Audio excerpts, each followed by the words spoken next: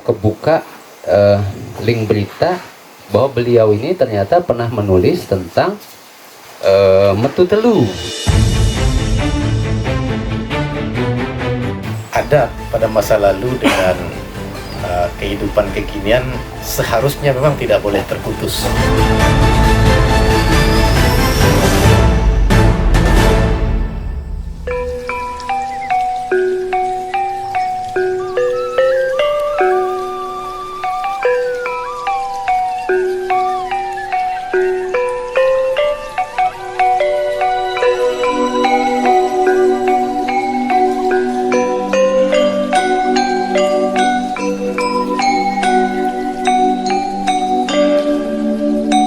Ujung dari acara ini nanti tentu bersinggungan dengan Pelinggih berkaitan sama pengelolaan Labuan Sarik itu gitu. Memang kita yang kami tahu di sini bahwa Labuan Sarik itu kan akan menjadi dulunya kan difungsikan untuk pelabuhan logistik ya, semen kah atau mungkin batu bara atau apa. Nah, tetapi karena dermaganya itu rusak sehingga fungsi itu tidak berjalan, belum berjalan lagi. Bagaimana kemudian awalnya itu bagaimana kita coba ingin memadukan adat Bayan ini dengan Sunda waktu itu. Karena ketika melihat Kang Ari mengakui bahwa Sunda ini kok mirip sekali dengan Bayan. Nah, sampai kemudian kita mencoba menggali informasi, berdiskusi, membangun sebuah komunikasi. Kemudian sampailah kemudian kita melihat bagaimana Labuan Sarik kita hari ini. Nah, itu yang kemudian mendasari sepertinya Kang Ari menulis Nyangkar Carik gitu. Maka kita mulai dari bagaimana melihat adat Bayan sebagai masyarakat adat Bayan sebagai sebuah entitas di NTB, yaitu entitas sosial budaya yang tadi sudah dijelaskan oleh tokoh kita bagaimana filosofis kosmologis di Bayan ini yang kita kenal dengan Metu Telu ya.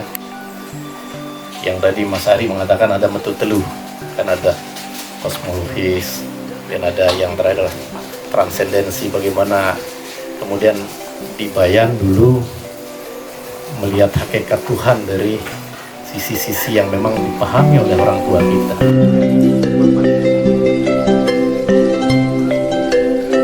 Kaitan dengan bagaimana sih mensinergikan, kalau saya tangkap ini mensinergikan program pemerintah atau proses pembangunan di Nusa Tenggara Barat yang harus bersendikan dengan adat budaya yang ada di daerah Nusa Tenggara Barat, wabil khusus yang ada di Bayan ini. Jangan sampai adat dan budaya itu kita pinggirkan karena ingin mengejar proses-proses pembangunan secara ekonomi, secara modern, sebagaimana yang disebutkan oleh Pak Dokter tadi. Jadi untuk Labuan Sarik ini, kami di Provinsi Nusa Tenggara Barat mulai diserahkan ini dari Kementerian Perhubungan kaitan dengan asetnya itu 2023 kalau salah. Sementara salah satu prasyarat dari gawe alif ini adalah lembaga adatnya atau peranata adatnya harus lengkap.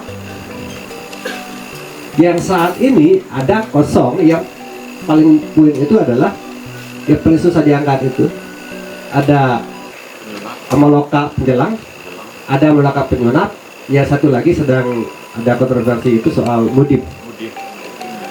Baru yang keempat itu adalah Amaloka Sibandar. Mungkin dua memperkenalkan. Mengapresiasi dengan adanya kegiatan Nyangkar Carik ini sebagai ruang kolaborasi, mediasi maupun interaktif ide-ide pokok pikiran tentang kesenian kebudayaan yang ada di Bayan, khususnya Lombok maupun yang ada di Sunda. Harapan kita ini sebagai kolaborasi yang luar biasa sehingga menjadi titik temu dan langkah bijak kita dalam melestarikan kebudayaan Nusantara. Merasa ada kegelisahan bahwa kami butuh ruang untuk dalam pengambilan keputusan. Karena dengan adanya pengakuan dari pemerintah daerah melalui Perda dan Perbuk ini, sehingga Bayan menjadi satu dalam kesimpulan pembekalan. Nah, bagaimana untuk menanggapi tantangan zaman ini? Maka perlu ada perutusan-perutusan di pejabat adat, sehingga nanti ruang perutusan ini sebagai ekspresi dalam menjaga dan melestarikan adat istiadat kami yang ada di MHA Bayan, Majelis Hukum Adat Bayan ini.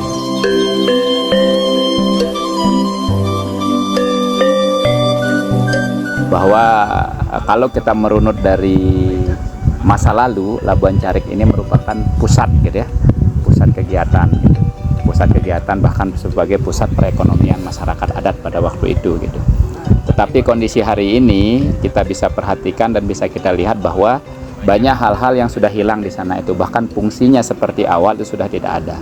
Sementara menurut cerita dari orang tua kita bahwa pintu masuk itu dulu itu pintu masuk syiar syariat Islam itu melalui Labuan Carik ini gitu. Tapi hari ini ternyata ini sudah tidak kembali lagi fungsi seperti itu. Terbukti bahwa masjid kuno yang dimiliki oleh Kampung Bugis yang di sana ternyata sudah tidak terurus. Bahkan hari ini yang tersisa hanya bekas bangunannya, mimbarnya itu yang masih ada, tapi itu pun tidak terurus. Yang kedua, makam yang ada 2 di sana itu pun kami meyakini sepertinya ini adalah makam para mubalik barangkali pada waktu itu yang menyiarkan ini ajaran Islam syariat itu, tetapi itu pun juga tidak terurus. Nah, yang ketiga, kehilangan fungsi ini yang paling terpenting itu adalah sudah tidak adanya Makloka Sah Bandar ini yang sudah tidak ada lagi di sana ini gitu. Nah, kehilangannya Makloka Sah Bandar ini tentu sudah tidak ada lagi yang memperhatikan situs yang ada di tempat itu gitu. Maka harapan kami melalui kegiatan Nyangkar Carik bisa mengembalikan fungsi itu seperti semula, terutama bagaimana mengangkat pejabat adat kita yang bertugas di sana, yaitu Makloka Sah Bandar ini yang paling penting hari ini.